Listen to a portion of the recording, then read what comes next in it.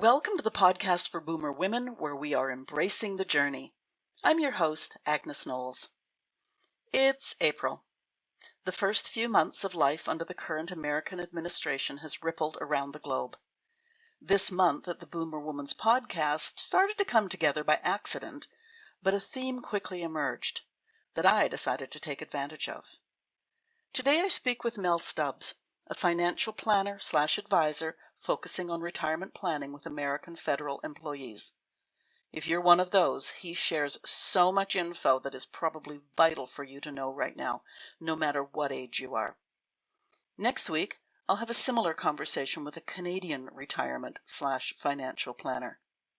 Week 3 is a conversation with a financial therapist. We all have stories around money. Are we spenders, savers, have nasty thoughts about people with money? Dealing with that is a major step to having a healthy relationship with our finances. Finally, I wrap April with a conversation with a succession planner. I don't think I've ever had a theme month before, but this was all so timely. Today, talking with Mel, I do put him on the spot several times with political questions we can't answer, so please overlook my misdemeanors. I thought I was acquainted with part of the U.S. system, but I think now that I really only knew the names and acronyms of the U.S. system. I can't count how many times I say, okay, during this conversation. I think it was my way of acknowledging Mel's information while I tried to process it. And don't, for a second, think this is going to be a dry topic. Mel is one funny guy. I'm just sorry I don't have video footage of him dancing on my podcast. Listen now.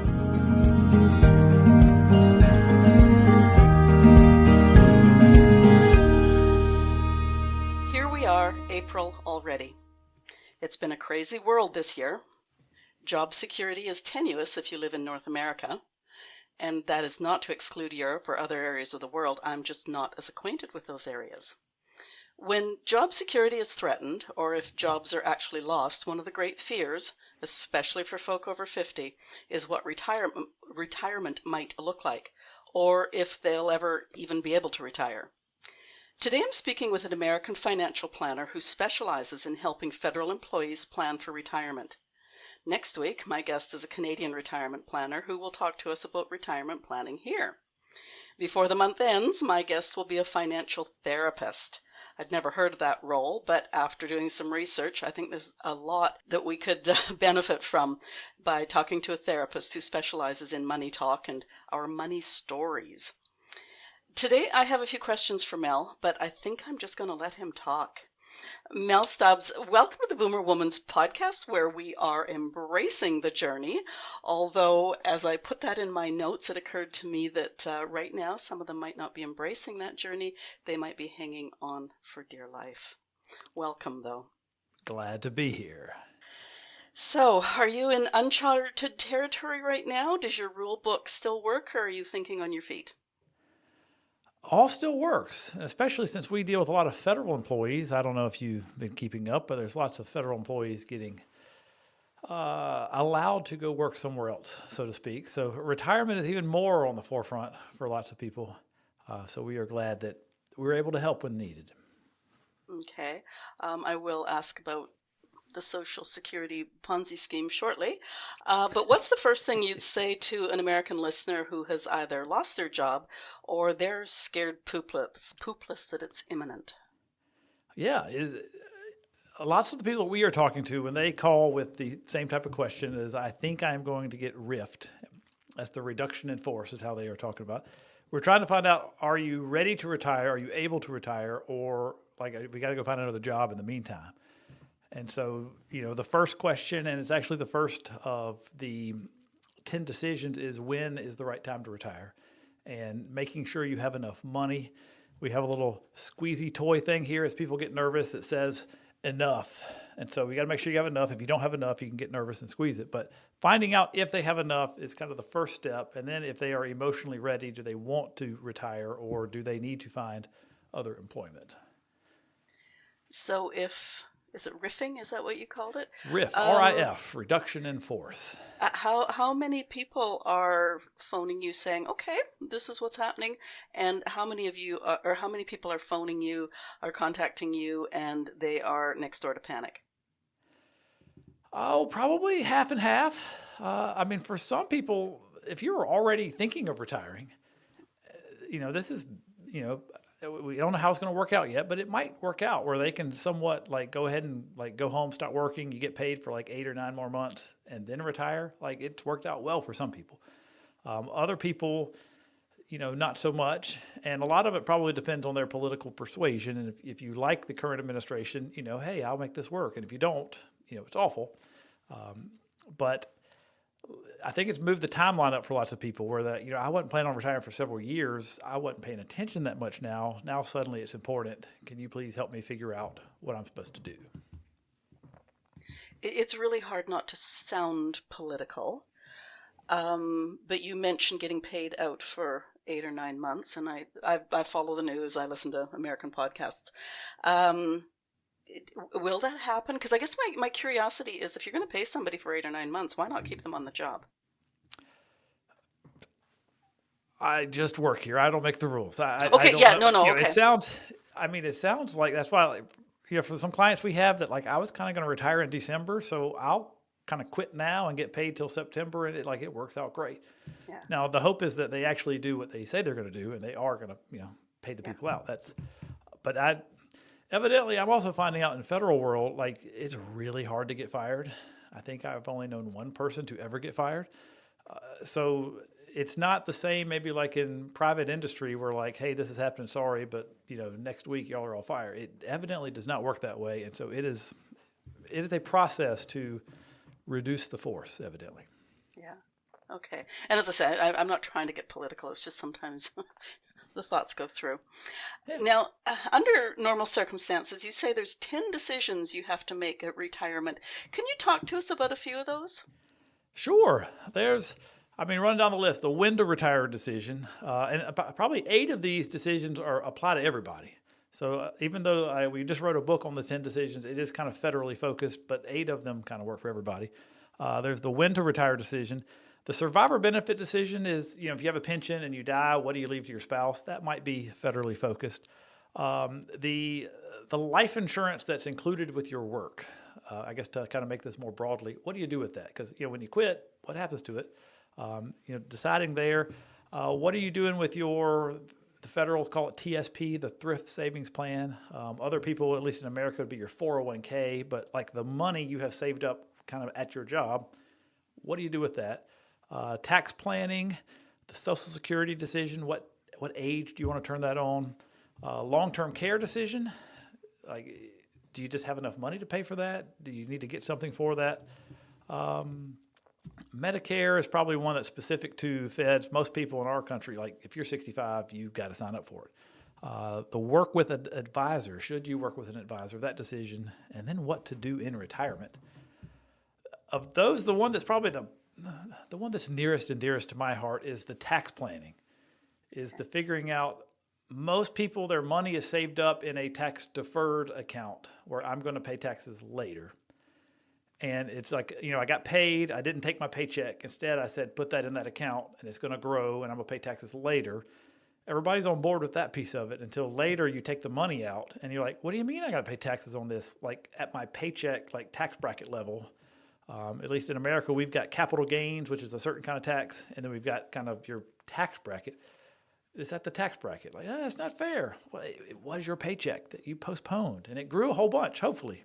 But you pay taxes when you take the distribution, whenever that is. And 10 years from now, what will the tax rate be? I don't know. And that's where doing some of that planning of, we know what today's rates are. Can we shift some of the money, go ahead and pay the tax and get it into a tax-free account so that from here on out, there are no more taxes. It can say, we're working with somebody that saved them $1 million. If they live to age 94, it should save them $1 million in taxes by just being proactive about it. So that's my favorite decision. Okay, I'm going to show off. I'm Canadian, so I'm acquainted with some of your U.S. planning or the retirement planning, but So Social Security, is that so 401k is your employee paid into. Social As Security is you what you get. contribute, and usually the company will match you something. It's invested in something, and Yeah. hopefully it's grown over time. You retire, you got $500,000, something like that. Okay. We have something similar here. Social Security is your government um, At top up age or 62, somewhere between 62 and 70, you can turn it on. The amount will be based on when you turn it on, and okay. you get paid for life. All righty.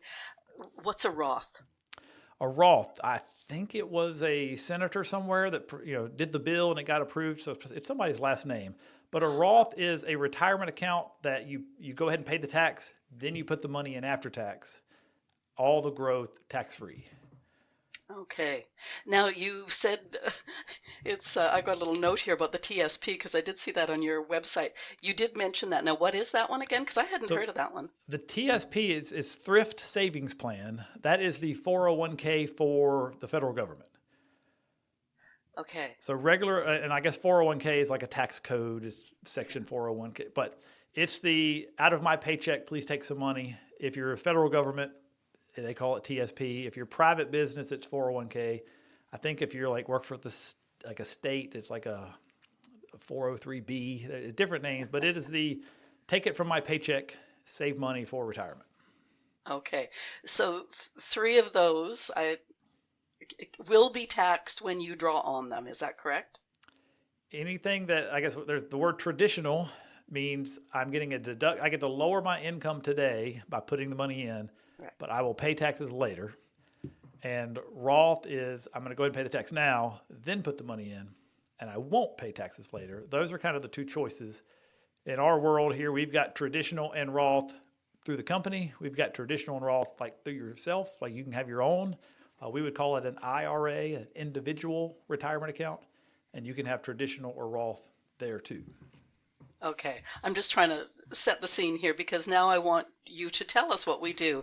For those people who deferred the taxes now, what do they do now that they are about to draw on those accounts but want to reduce the tax hit, shall we say? Yeah, and one of the benefits, I guess, when we work with federal employees, they're getting a pension. Most of just the regular companies in America, they did away with pensions. They would rather contribute a little bit to your money and you deal with it yourself. But in pension world, they're getting a check. They're going to get a Social Security check, where a lot of times most of their living expenses are kind of paid for. So they have a bunch of money, but they're not really spending it. And so it starts multiplying. It grows. In America, that we've got what's called a required minimum distribution, where depending on the age you were born, you'll either be 72, 73, or 75. You have to start taking money out, even if you don't need it, and it's taxable. And so we have people that when you show up at 75 and they got to take out like $100,000 a year, like have to, it's taxable. Suddenly, like my tax bracket was looking pretty good for several years, and now what? This is awful. What do I do now? Well, you might have waited too long now. Like this is where we could have proactively planned some of this if we can catch people earlier. Okay, so the big tip here is go see Mel at age 55. Is that correct? I like it. I like your style. The, imagine you're at the top of a cliff. People are running towards the cliff, and you're like, don't go this way. We're trying to tell the younger people, don't go this way. Now, every once in a while, we find people they're at the bottom of the cliff, and now we're doing ambulance service at the bottom of the cliff instead of just holding up the sign at the top of the cliff. And so we got to do both. Just depending on who we're talking to, we may have to do both. Holy crow. Um, do you have any words of wisdom for those people who are panicking? I mean, if you have enough, it gives you options. Yeah. I mean, I remember being little, both my parents were in education. I guess I like teaching this stuff, but I did not want to be in education. Hey, the better grades you have more options.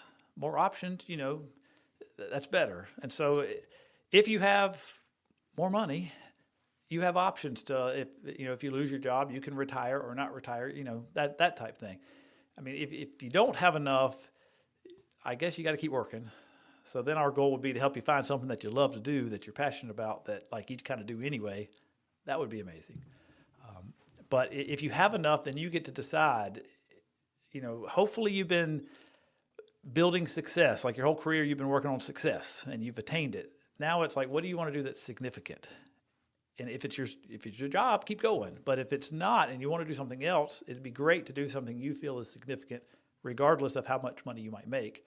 You're doing it for the satisfaction. That would be good. I got a couple of questions, but I'm just going to stay on this moving your money out of. For those people who don't need the money, they're suddenly finding they have to start drawing that money out. If they decide to go the route of a philanthropist, how does that balance out at all, or just sort of take a little bit of a sting out? In our world, I guess, yes. Let me answer one thing, and then I'll get to that. So the problem is, you take the money out, you got to pay taxes. Okay. And then you have to go put it in just a regular old account that's taxed every year. So that's no good. So that's the problem is, if we can take the money and move it into a Roth account or a tax-free account, then you're not taxed anymore. But you're forced to take the money out. I got to pay taxes. And now I have to go put it in this regular old account, which now is taxed all the time. So it's kind of doubly bad. But if you want to give away money, some of the planning, we help people shift money to tax-free. But if they are charitably minded, you'd want to hold some of it back in a traditional account. That is, I haven't paid taxes yet. And when you get to 70 and a half, they have what's called a qualified charitable distribution, where you can give money directly from your IRA, your individual retirement account, straight to a charity. And it's not taxed. I think it's like an above the line exclusion is the fancy word, but basically you get to deduct it. And so you can do up to $100,000. You can give it away.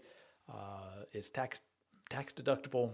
The key thing is it has to go straight from your individual retirement account to them. It can't be your employer plan. Like you need to get the employer money to yourself in an individual account. You can give it directly to them, and you don't pay tax. They don't pay tax, and a little bit of a benefit for doing it. Now, I know I'm probably sounding like a Canadian, in other words, someone who's not really acquainted with your system. But is this, are all these possibilities common knowledge, or is that part of what you do when someone comes to you is educate them? Yes, we educate. It seems like in America, like the tax code, could it be simpler? Yes. Would we need accountants if it was too simple? Maybe not. So I don't know if they make stuff overly complicated. I don't know why they do it.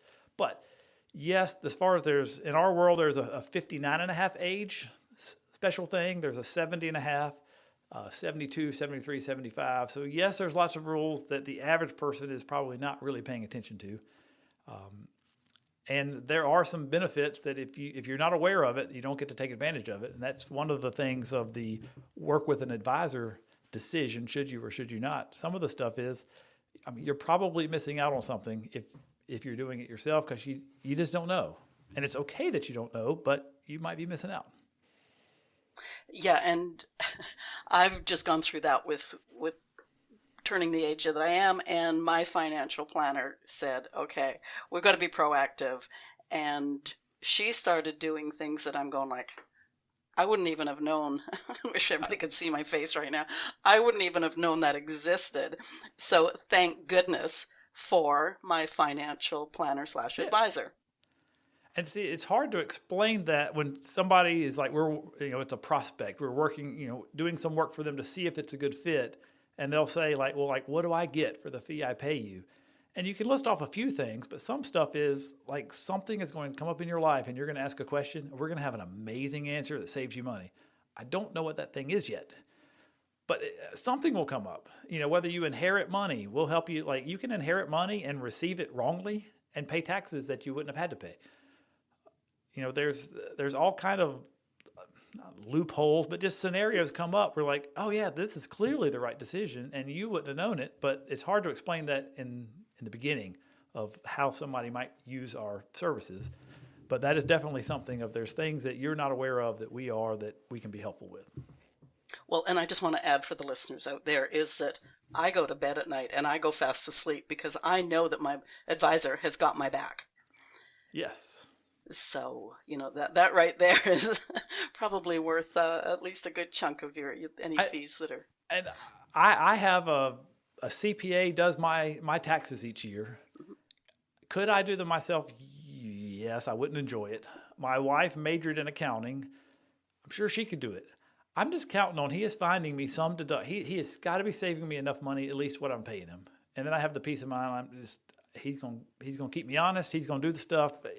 I am willing to delegate that, and I'm okay with it. So, just on that note, I know here in Canada that when my tax accountant files, I also sign a form saying if you the government have any questions, go to the tax accountant, not me, because that person knows what's going on. Is it similar in the States or not? No, Oh, I think a year ago I got the lovely letter from the IRS saying that we think you did something wrong, and it came to me, and I had to go to the accountant to show him, and we had not done something wrong, so he gave me the proof that you send back, and then you got the letter like, so sorry, everything's great. And so no, I know from firsthand the correspondence comes to you yourself, and you have to go figure it out. okay. Every time something differs, I think maybe I better double check that. So if one of our listeners is just mid to late 50s and they've gotten Rift, I'm going to start talking your language. Hey. Can they double dip? So stay on and collect that 8 to 9 months worth of whatever, and then, but in the meantime, next month have found another job. Yes, indeed. Okay. That is my understanding that they can. I've talked to some people that are trying to do it. They've been sent home where they're still, quote, working, but they've just been sent home, and they are actively looking. So if they find something, yes. Okay.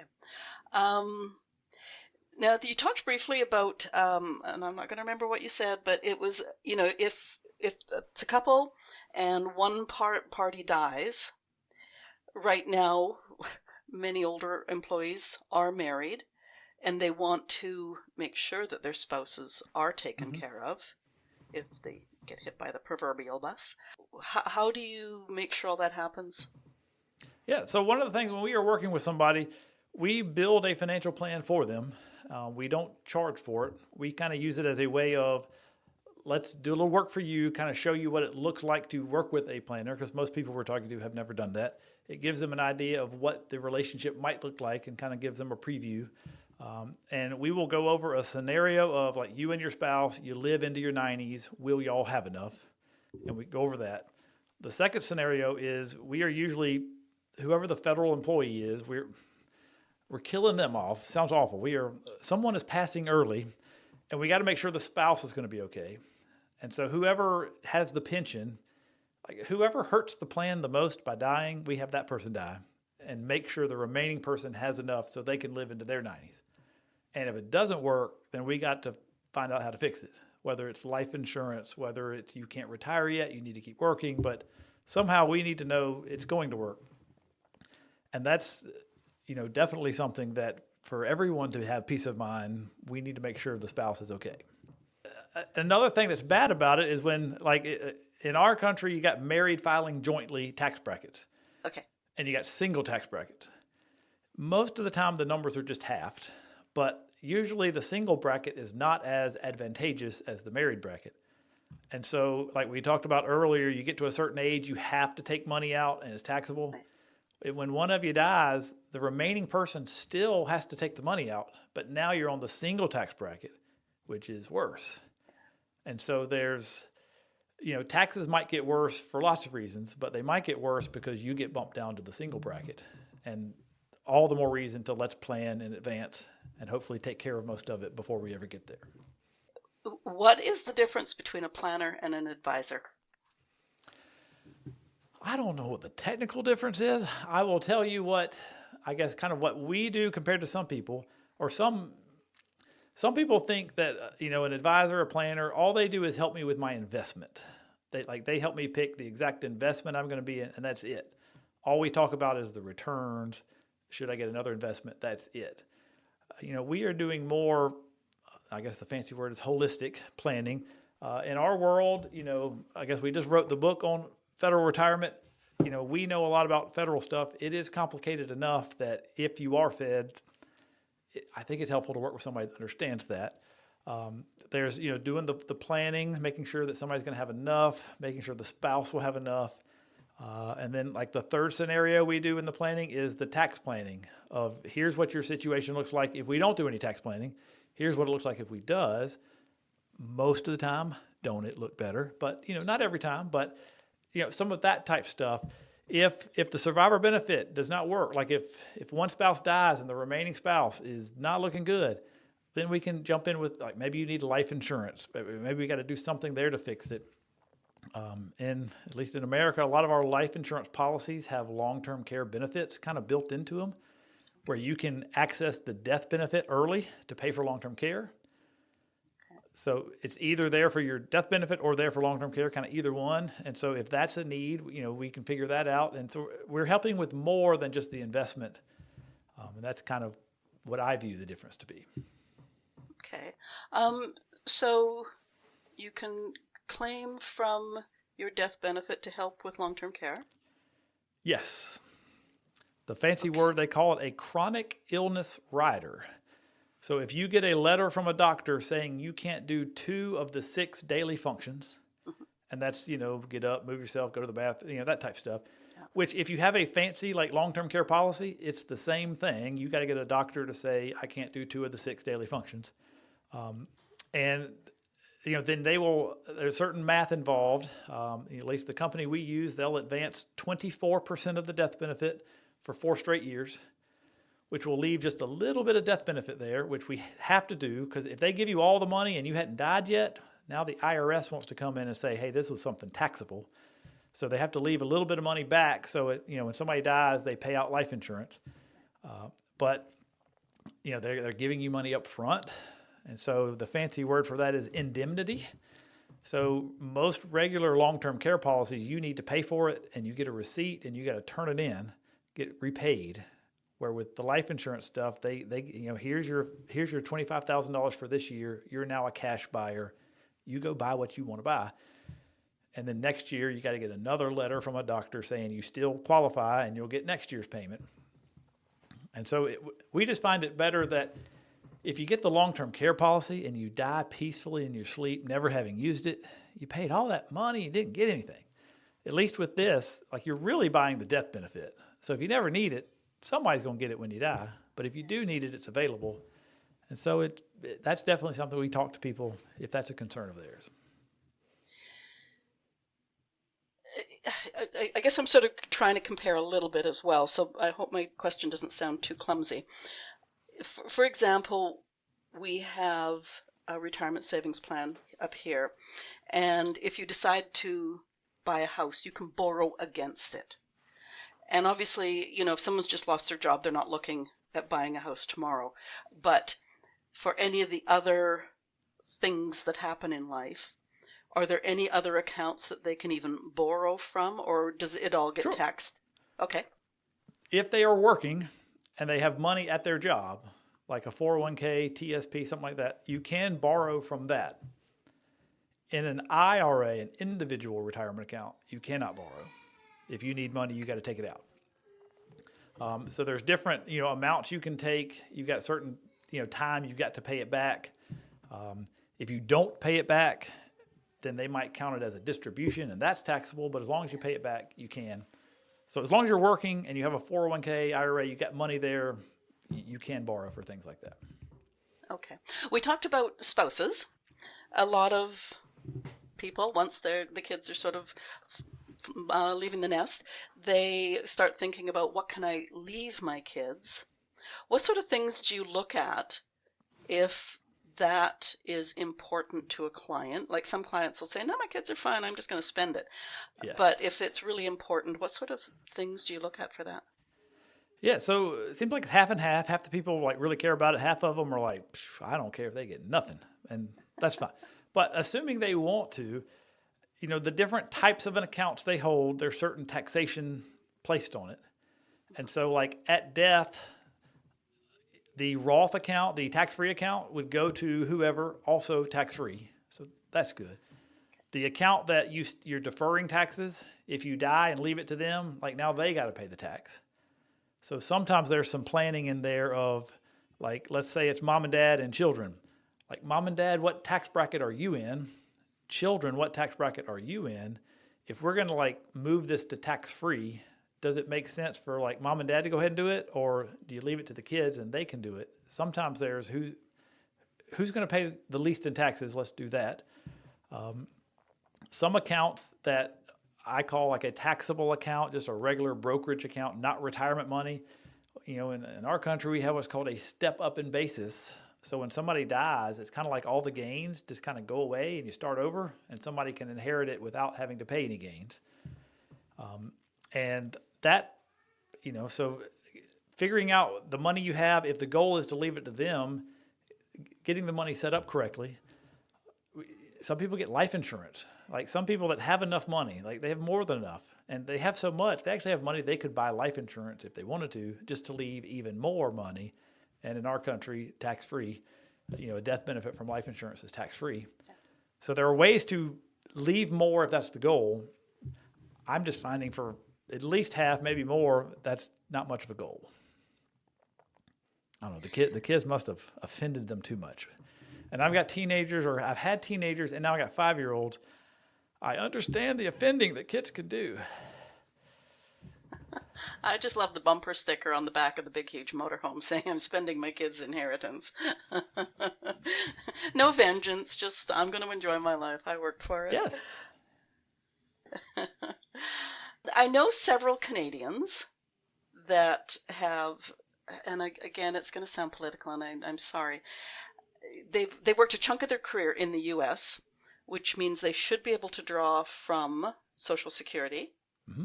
Do you know anything about that scenario? I don't.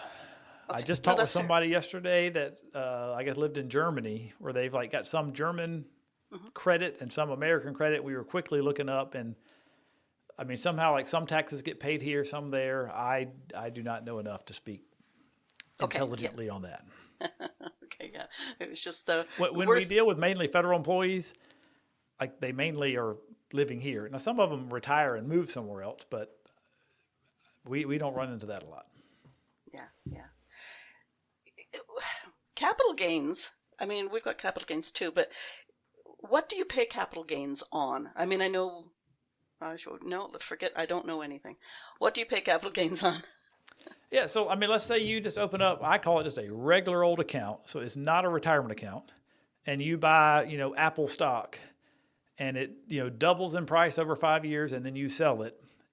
Whatever you gained, you've got to pay long-term capital gains rates. The rates are either 0%, 15, or 20, and it depends on what tax bracket kind of income rate you're at determines the capital gains rate. It's a better rate. So capital gains is at a lower rate. If you die with a bunch of capital gains, the next person inherits it and all those gains kind of go away. And now they inherit the money and they don't have to pay taxes on it. So that, I'm sure, gets abused, or, you know, rich people maybe benefit from that more than poor people do, but that's the way the rules are. It happens some with houses where, you know, you buy a house, you live in it for 30 years, you sell it. I think right now, if you're married, the first $500,000 of gain is not taxed, but above that would be subject to capital gains. So that's even on your primary residence? On your primary residence, you got to live there for at least 2 years.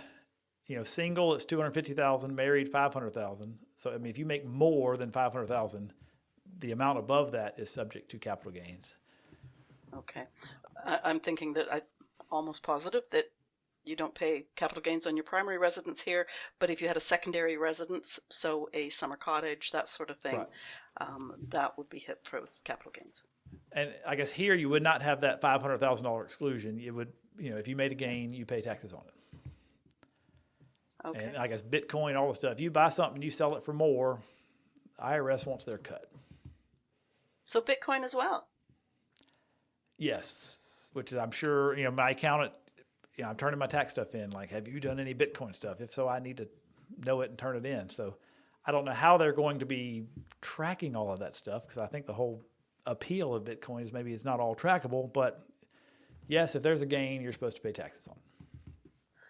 This is like so complicated. Hey, it's called job security, Agnes. Job security. No, I'm just so impressed. Can we just go there for a second? Like you have got so much knowledge between your ears. What did you have to do to? I'm just going to go ahead and say that there was some crackling here. I need you to say that again. No, I'm just kidding. You're brilliant, Mel. Tell us how you got that way. I'm going to have to cut that out and use that for my personal gain. Okay. Carry on. Sorry. No, okay. What's your background? What's your education? Finance major. And I always wanted to be a stockbroker. Always wanted to have a beeper. Back in the day, like everybody had a beeper. I wanted a beeper and a briefcase. And now, by the time I got there, I don't really use briefcases, and beepers are not a thing. So I went finance to doing mortgages, helping people refinance houses, to the real estate business, like rental houses, and now have landed, I think I'm year 12 of financial, we call it a financial advisor. Instead of just an advisor, it's about advice. So you're an advisor. Okay. What if someone's looking for a financial planner / advisor / advisor? What should they look for? Like, what's the I won't say the bare minimum, because we want more than the bare minimum, but what sort of credentials should a person have if you're shopping around? Yes, and this comes from our section on what to look for when you look for an advisor. Somebody needs to be a good communicator. I mean, like we've got to explain things to people so they can understand it and make a decision. So they got to be able to communicate well. Their recommendations need to be good. That's kind of obvious, but recommendations need to be good. The subject matter expert, if you have something, I don't say unusual, but there's people that specializes in like dentists. At the end of their career, they want to sell their dentistry and move on. Like there's people that specialize in that. We are federal employees. We also do a lot of work with, Christians, and like what's the Bible say about money and kingdom advisor type of stuff. But, find somebody that does what you need all the time. Just a general problem. I just help a little bit of everybody. I would like somebody that helps like my specific problem, like kind of all the time, is what I would like. I've heard some other people say, I know cookie cutter has a bad connotation.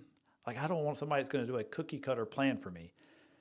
Like, yes, but what if somebody worked with somebody just like you so often that like the cookie cutter was exactly what you needed?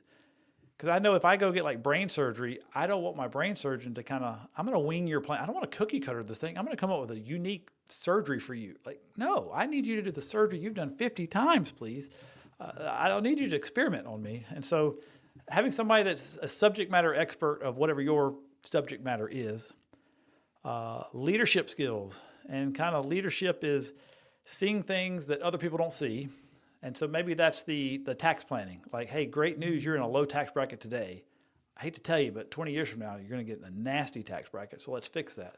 So like seeing more than other people see and seeing it sooner than other people see it. The shared values, that's always helpful. And then, at least in our world, somebody that does tax planning, because not everybody does. Some people say, well, that's the accountant's job. You need to talk to the accountant. I don't do that. Maybe that's allowable, but that's, in my opinion, not what you want. And at the risk of putting words in your mouth, even that cookie cutter, that's the foundation, but you can still right, yeah, do things in different areas if it's necessary. It just gives you a place to start. In our process, when we talk to somebody, if it kind of seems like it might be a good fit, if we talk to somebody that just like doesn't have very much money, they're probably not going to have the tax problem, because the tax problem happens because you have a bunch of money and it accumulates and like, woo, now we got a problem. And so, finding the right person of, in our case, you're a federal employee. We know the problems you're going to have are not the same problems of everybody else, because you've got a guaranteed, $4,000 a month coming in. that's different than some people. You've got a different set of problems. And we run them through we need to make sure you and your spouse are going to live to your 90s and have enough. We'll do that for everybody. We need to make sure if one spouse dies, the other one's okay. We're going to do that for everybody. And then we're going to look at tax planning of if you do nothing, what does it look like? If we plan ahead, what does it look like? The answers will be slightly different for everybody, but everybody kind of runs through that process because it works. It's a process of success. Okay, so boomers, if they're listening and they haven't really sat down with someone, they should do it ASAP. What age do you recommend? Like, I mean, my kids are in their 30s. What age do you recommend that people sit down and really look at the long term? I mean, the earlier the better. Some financial planners out there, have different, I guess, niches or niches, depending on how you pronounce it. And some people, that is their niche. We work with younger people, help get stuff going. I mean, ours happens to be, the 55 and up, like real close to retirement kind of thing. But I mean, yes, there are things you can do early, like saving your money through the work program. You can do like I'm going to pay taxes later or I'm going to pay taxes now. You get to decide that. And 20 years from now, it will make a difference. And so working with somebody to at least talk through that, can be helpful. Just the compounding interest in saving a little bit more. Like, can we lower your lifestyle just a little bit now to save more for later? Talking to people through that can be helpful. So I think there are people that do that. That happens to not be our niche, but yes, I mean, the earlier, the better. For sure. Okay, so probably the minute you've got anything that looks like a long-term job or career, it would be a good time to go talk to somebody. Yeah, like new job, you sign all those papers that nobody's paying attention to. And at least in our world with the federal government, you sign up in your 20s, you sign up for all the life insurance stuff, and everything's cheap. And then you get like we'll look at somebody's pay stub that's 55 years old and like, you're paying $500 a month for life insurance? Nope, didn't know that. Well, you are. And maybe you might could get some life insurance on the outside from a company way cheaper, and just looking over somebody's pay stub to see like what are you paying for that you just have not been paying attention to could be helpful for anybody. I wanted to ask about life insurance. I just want to put a little slip in here that I've been trying for almost 40 minutes here to talk American. But I want to take credit for that niche that you just slipped in there. So, folks, he just spoke Canadian. He just spoke Canadian for one word. There we go. Thank you. Okay, you keep on mentioning life insurance. For an older person, isn't that a little cost prohibitive? It depends on health and age and what you're trying to accomplish. It's a tool in the tool belt. I've heard people say like, oh, with life insurance, you can buy dollars with pennies. Okay, so you're a little older. We can buy dollars with dimes or maybe dollars with quarters or, but it's still, the idea of life insurance is something, hopefully in theory, it's going to pay out more than you put in. So the numbers might be like what you would think would be expensive, but in the example I mentioned earlier where we had somebody got plenty of money, they still bought life insurance. Their investments are growing so much that hey, last year you made $80,000. What do you want to do with it? I don't know. Do you want to leave more money to your kids? Yeah, sounds great. Well, what if we took a portion of that money every year and paid for life insurance with it? So it's not coming out of your monthly budget. Let's just, the earnings for the account that you don't know what you're going to do with it. And we were able to get, I think they were probably 65 years old. They got $750,000 of permanent life insurance that lasts forever. So no matter when they die, it'll pay. And they were paying it once a year, taking out earnings from their accounts that they didn't know what to do with it anyway. And so now they've got $750,000 of long-term care available if needed. And their kids will get $750,000 of tax-free money when they die. And it's paid for by the growth of their other account. So it's not really affecting their monthly budget. And they really didn't know what to do with it anyway. It's just sitting in an account. And so that's a case where they don't need the life insurance, but they want it for what it does. And, it made sense in their situation. I think when I edit our conversation before it goes live, I'm going to get a little bell, and every time you give one of those amazing nuggets, I'm just going to go ding. Let's go. Oh, if you could see him, folks, he can dance too. Oh, I Okay. will make a fool of myself in a heartbeat. I am on my best behavior. Not on this podcast. Okay, this is another question that comes out from left field, and there's a possibility you will not answer it. I know in Canada there's a lot of speculation that the federal government pension fund is not going to last a lot more years. I've heard the same in the States. Do you have thoughts Yes. around that, or is that just so out there that who knows? Well, I mean, when you go on the Social Security website, that's our Yep. older age Yeah. pension kind of Old thing. age, yeah, pension. Yeah. I mean, I think it's like the OAID. I mean, it's like old age was in the title, but I think it says there's like enough money in the trust fund to last till 2034, and beyond that, there's only going to be like 75% of the payout ratio, and so like something needs to be done.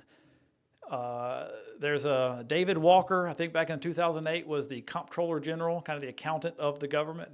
And he said it's just a 4-letter word. It's math. We have a math problem. And, something has to change or else we got a problem. But if you're a politician and you bring up, let's make a change, you are not getting elected.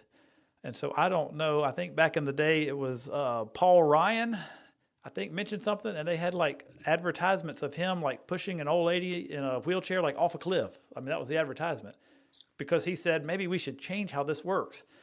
And so something's got to change. I think 2034 is the date. It seems to be the American way to wait till the last minute and then get something done. So Well, we still got time. We got plenty of time. Yeah. yeah.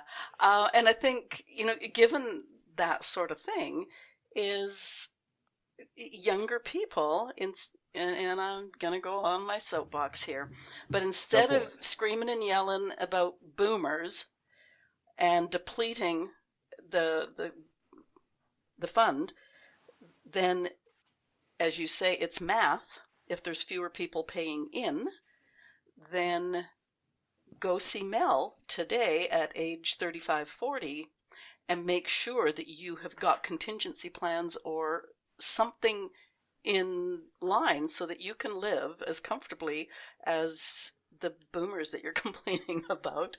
And it doesn't matter as much. You're not as dependent on the federal pension. I don't say most younger people. I think a lot of younger people probably already know, like, yeah, I'm not counting on that. So you better be planning for yourself. I mean, the problem with that, I think George Bush back in the day, George W. Bush was trying to like privatize it to where like instead of us holding the money and we'll pay you later, how about we give it to you and you do what you want to do with it? And that didn't go well. But if you are responsible, I think you can plan and you can have enough. If you're not responsible, that's the problem is, retirement will sneak up on you and you won't be ready. Well, and the reason it's one of besides ageism is a soapbox, but this whole pension thing is I have seen my peers retire and they're going like, wait a minute, I thought my federal pension would pay for, I've paid, and my employment, I've paid into it all these years and I'm only making this much? They just don't have a clue and then they're panicking. And that needs to stop. You need to know what's coming and whether you can live on it. And if you can't live on it, how to make adjustments. Well, back before COVID, we would go into federal locations and teach about their system, like into the buildings, air traffic control. None of the young people would show up. And I mean, it didn't hurt our feelings too much because, we're trying to educate the people closer to retirement. Like that's better for us. But we would educate whoever's there. They just wouldn't show up. And the older people there would say, these younger people really should show up. I know, but they don't. They don't show up. It's not important to them.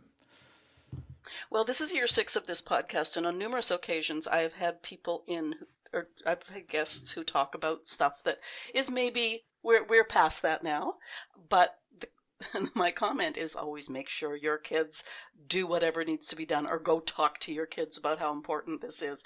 So I'm just going to put that out again now. And some of the, we do federal stuff, but we also do kind of what the Bible says about money. And one of there is make sure you pass on wisdom before you pass on money. Like making sure the next steward is ready. And some of that is you need to pass on wisdom.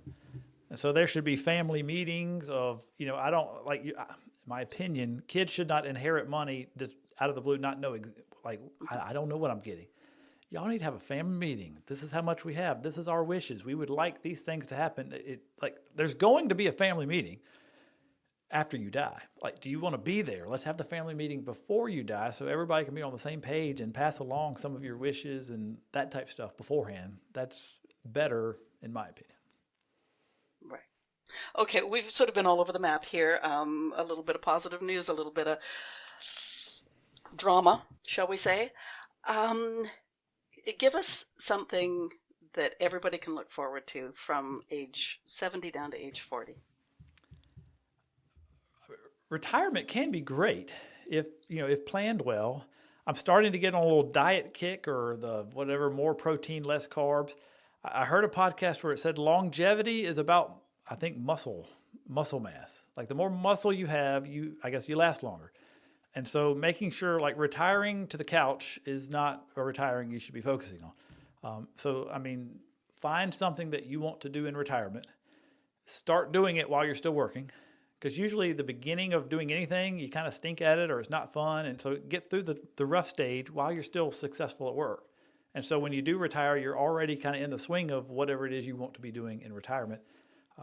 And hopefully you've got enough money that you can go do what you want to do regardless of money. If it's teaching smaller kids how to read, if it's going on mission trip, whatever you deem to be significant, get excited and do that. It just might start doing it now. Make sure you like it. Make sure it's what you want it to be, because it can be great if you do it well. If you're not yet retired, I had a job way back when building golf clubs, and I like golf clubs, but it was still, you're clocking in over the summer building golf clubs. And I would kept saying, I can't wait for this to be over. Like, I can't wait till Friday. I can't wait till Friday. And there was an older guy there that says, you're going to wish your life away. You keep going, I wish it was Friday. You're wishing your life away. You need to find a way to enjoy every day. So that finding the right job that you get to do the things that you enjoy doing, that it's like not work, it's fun. You need to find that kind of job that lines up with the skills you have where it's just fun. That would be my advice for the younger folks, for sure.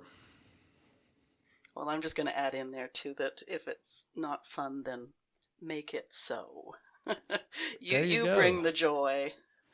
There you go. That's why you can dance on a podcast. That's right. You can dance on a podcast. What haven't I asked you that you would like American federal employees to think about, remember, consider, something? Yeah, that most of the problems we are solving, and even if they're not a federal employee, usually people seeking out our help, they have money. And so most of the problems you're trying to fix are first world problems. Like, hey, great news, you have enough. You're going to be taxed extra, but you have enough. Yes, we can work on that problem. It's a problem. Let's fix it. But you still are very fortunate. You have enough. The problems you're facing, lots of people are facing lots of worse problems than what you're facing. And so we can definitely focus on fixing them, but let's not over dramatize some of the problems, because there's lots of people worse off than what you're going through. Yeah, that's definitely, one of my mantras.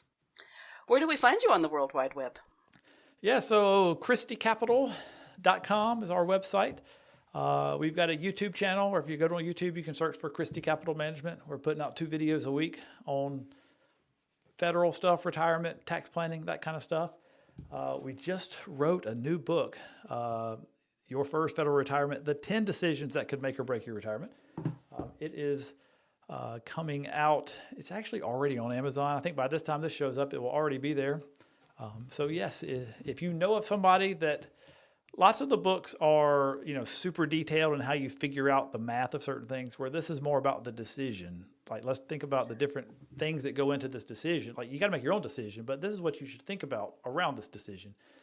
It's more of that type of a book, but that is on Amazon if you deem it necessary to go get it. Okay. You've got quite a few resources on your website too. Yes. So a lot of the, videos we make, they take the script and write a blog. The blog goes on the website. There's a FERS calculator. That's Federal Employee Retirement System calculator. So if you need help figuring out how much might I get, there's a calculator. You can go there. We have a Facebook page, but there's not a ton of people following that yet. But yes, there's ChristyCapital.com is where you can go find out more about us. We mainly help federal, but we can help anybody. But that's kind of the niche. Tell us the name of your book again, because I was wondering what FERS meant. But it's FERS is the Federal Employee Retirement System, FERS. Okay. All righty. And that's the system they're under, and it's, as you imagine, anything probably government related is quite complicated and different rules. And whenever you get into something that complicated, then knowing the rules, you can use them to your advantage, seeking out help. Okay. I'm biased, but seek out help. Even if it's not from me, seek out help from somebody. No, I agree 100%. Okay, well, there's another thought. Are you in Georgia, did I see? So I am in South Carolina. Our home Okay. office is in Georgia. We help people, if they're anywhere. Oh, okay, because that was where I was going with that, is can you help across state borders? Yes.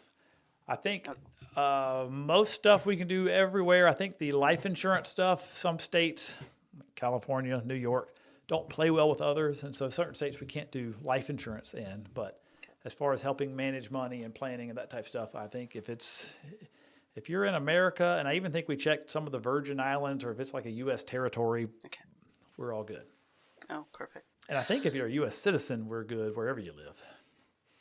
Okay. Can I ask you a personal question before we close? Go for it. For heaven's sake. Yeah. Yes. Daddy sing bass, but Mel sing tenor? I am the tenor. So I am in a Southern gospel quartet. There's 4 of us. 2 of the guys have been doing it for 30, 40 years. I might be in year 10 or 11. I think we actually have a concert next Monday where we go around to, the 55 and over groups at churches or whatever. They cook a good dinner. I will sing for my supper. We sing some songs. The bad thing is, so we used to be a singing group. People would introduce us as a singing group. And now it's turned into our entertainment for tonight is For Heaven's Sake. So evidently we need to bring more entertainment and less singing, as we may not be as good as we used to be. But yes. So it's a cappella, is it? There's some a cappella songs, but there's like backing track. There's music playing and there's 4 guys singing where there's, the bass, baritone, lead, and tenor. And I happen to be the tenor. But I've been listening to Barbershop Quartet recently only because I have someone living in the same house as me, and she was coaching a barbershop quartet prior to Valentine's Day. So now the true barbershop, really good. That's hard stuff. Our stuff is more easy. Your secret is safe with us. Now, you're not on YouTube? I went looking for Heaven's Sake, and I came up with a women's group. Oh no, we are not that good. We're okay. We're like local church level. Like if you're in a bind and need somebody, we're that good. But no, we are not. We are not on YouTube. I do play keyboard in the band at my church, and we kind of got a big church. 2,000 people show up on Sunday mornings with a couple of services, and like some of that stuff is on YouTube. But now the quartet, it's not on YouTube. Okay, so I take it you're not going to sing us out. Oh man. No, I'm not that. I'm good. It's okay. So you can't see it, but right behind me, a nice piece of furniture. You take that drawer off, and there's a piano in there. You pull it out. There's a keyboard in there to play. Oh, nice. Good fun. Okay, so your financial planner / advisor / advisor has a secret life and is happy to share it with you. There you go. Okay. Absolutely. So your website link is in the show notes, and all of the links, book, everything, resource page will be on your page at our website. Awesome. And if somebody's listening, they know somebody that is a Fed, like, tell them. It might not be a book for you, but if you know somebody that's struggling during this time, let them know about it. So I usually tell them who to share the episode with. I think you just did that. Oh, I am so sorry. No. Listeners, where are you on this federal employee/retirement spectrum? Please talk to us. Leave comments where you're listening, or if you're listening at boomwithabang.com, scroll to the bottom of the page and talk to us there. You know, I always say if there was a question I didn't ask my guest, to ask it in the show or in the notes or in the comments, and I'll get you an answer. But this time, I think maybe the best idea here is to click the link to Mel's website and follow up there. It's way over my head. Share this episode, like Mel just said. Now, I opened by saying it's a crazy world and job security is tenuous. Your friends need this information, all of Mel's thoughts as well. So yes, share it with anybody that's that age by the sounds of it, but especially federal employees. If you enjoyed this conversation, click the follow button and help us grow. I'm registered at Substack. Following there is free, and you'll get notified every time an episode is released. And a reminder that next week we are focusing on similar subjects through a Canadian lens. Mel Stubbs, thank you for being my guest and being candid about the state of things right now. I hope I didn't pull you into too many political places, but let's hope that calm heads prevail and uncertainty fades. Awesome. Have a great rest of the week.